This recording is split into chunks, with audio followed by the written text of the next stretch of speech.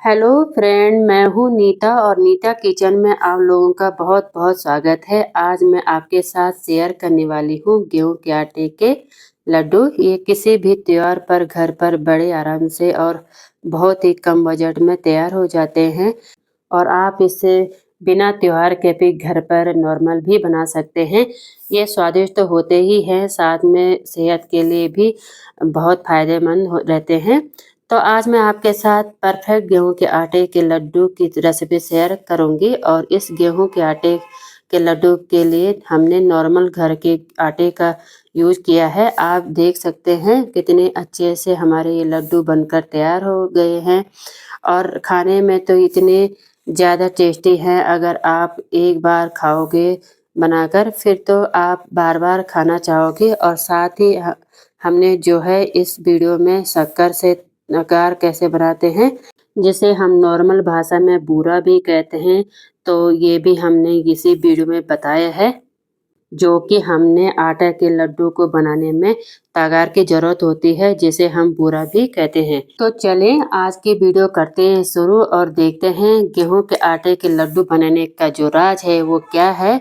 इस वीडियो को शुरू से अंत तक जरूर देखें, बिना स्किप किए स्टेप बाय स्टेप को फॉलो कीजिए, तो आपके भी गेहूं के आटे के लड्डू एक ही बार में परफेक्ट बनेंगे। तो चले फ्रेंड, बिना देर किए आज के हमारे गेहूं के आटे के लड्डू की रेसिपी बनाना शुरू करते हैं। तो यहाँ पर हमें गेहूं के आटे के लड्डू बनाने के लिए जो सबसे पहले चाहिए होगी वो है गेहूं का आटा। तो यहाँ पर हमने रेगुलर नॉर्मल गेहूं का आटा लिया है, जिसे हम सामान्य घर पर रोटी बनाने के लिए यूज करते हैं। ये घर के गेहूं का जो हमने चक्की में पीस लिए थे वो है। अगर आपके पास नॉर्मल बाजार से पीसा हुआ आटा भी है तो आप उसको यूज करके भी बड़े अच्छे लड्डू बना सकते हैं। तो सबसे पहले हमें गेहूं के आटे को छान कर तैयार कर लेंगे। इसके लिए हमने ये मोटी वाली छलनी को एक बाउल के ऊपर रखकर इससे आटा डाल देंगे और इसे अच्छे से छान लेंगे। हम यहाँ पर 2 कटोरी आटा का यूज कर रहे हैं, तो दोनों कटोरी हम छान लेंगे। तो अब हम इसे फ़िलहाल साइड में रख देते हैं और अब हमने यहाँ पर 1.5 कप शुगर लिया है। तो हम अब शुगर से बनाएंगे बूरा, जिसे हम तगार भी कहते हैं। आप चाहे तो मार्केट वाला बूरा का इस्तेमाल भी कर सकते हो। लड्डू बनाने के लिए हम घर पर बूरा तैयार करेंगे। तो इसके लिए हमने गैस पर एक पैन लिया है। अब पैन में हम शुगर को डाल देंगे और आधा कप हम यहाँ पर अब पानी डाल देंगे और हमें गैस का फ्लेम एकदम लो कर देना है इस तरीके से। और लो फ्लेम पर हमें शुगर को मेल्ट करना है जब तक कि शुगर पानी में अच्छे से घुल न जाए। तो ध्यान रखें, हम गैस का फ्लेम लो पर ही रखना है। अभी हमें गैस को तेज़ नहीं करना है।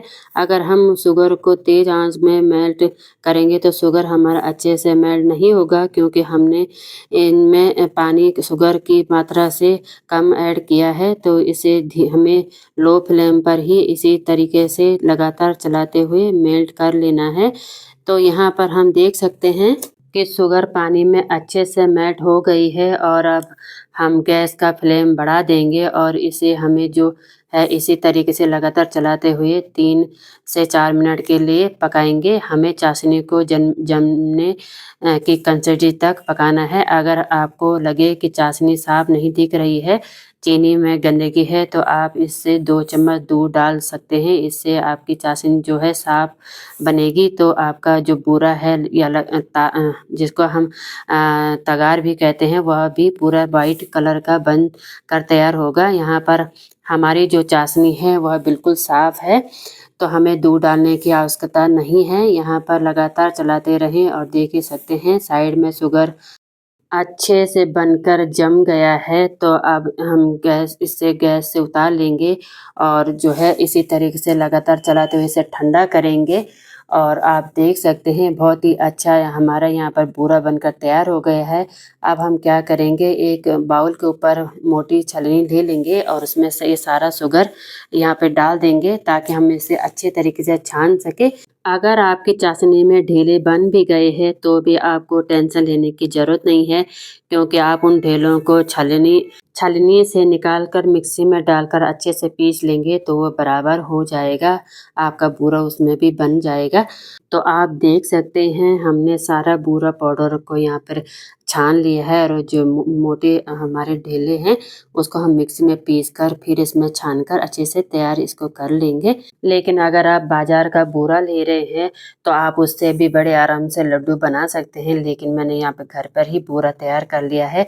ये देख सकते हैं, आप घर पर भी बूरा बना सकते हैं, वो भी बहुत ही आसान तरीके से। अब इसे हम रख देते हैं एक साइड में, क्योंकि अब हम चलते हैं लड्डू बनाने की रेसिपी में। तो मैंने गैस पे एक कढ़ाई रख दी है और कढ़ाई में मैं एक कटोरा घी ले लूँगी। अगर आप मेल्टेड घी ले रहे हैं तो आप एक कटोरी ले। अब मैं यहाँ पर जमा हुआ घी ले रही हूँ, तो मैंने एक मीडियम साइज़ की कटोरी यहाँ पर घी की ले रखी है।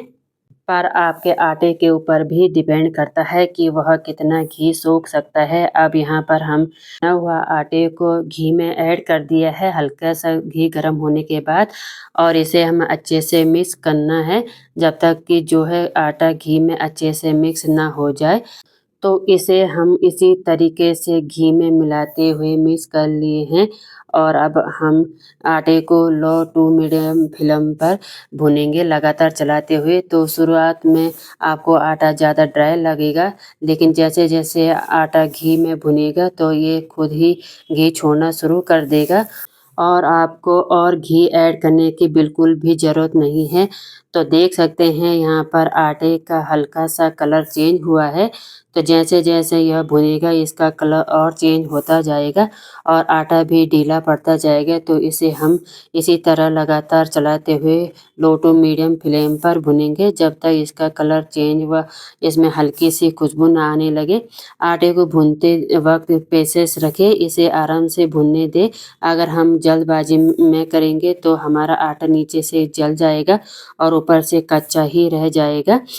तो अच्छे लड्डू के लिए हमें इसे लो टू मीडियम फ्लेम पर लगातार इसे भुनना है। जैसे ही आटे से खुशबू आने लगेगी आटे से, तो आपको बिल्कुल भी रुकना नहीं है, लगातार चलाते हुए इसे भुनना है, क्योंकि यही वह समय है अक्सर जिसमें चीज़ें जल जाती है। तो आप देख सकते हैं कि आटा हमारा अच्छे से भुन गया है।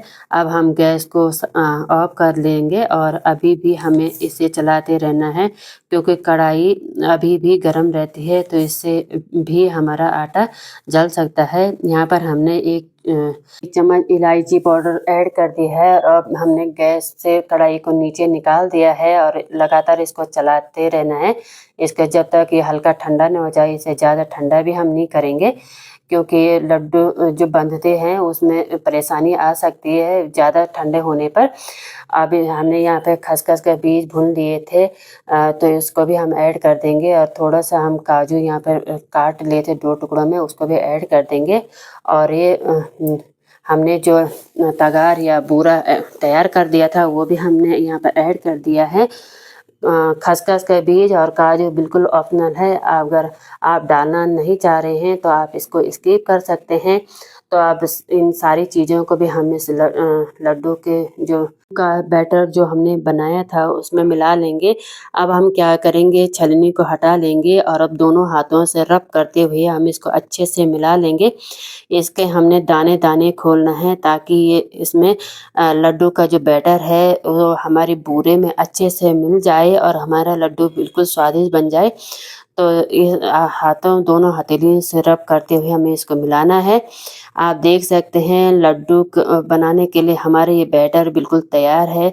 अब हम क्या करेंगे, एक मीडियम साइज़ का ये चम्मच ले लेंगे और उसी साइज़ के एक समान अगर हमारे लड्डू बन गए तो इसके लिए मैंने एक मीडियम साइज़ का यहाँ पर चम्मच ले लिया है।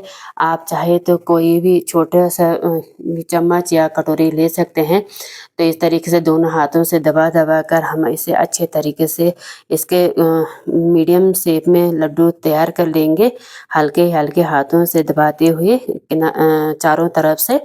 ये देखिए, और ये हमारा लड्डू बिल्कुल बनकर तैयार है। मैंने यहाँ पर मीडियम साइज़ का लड्डू बनाया है। आप चाहे तो इससे छोटा या इससे बड़ा लड्डू भी बना सकते हैं।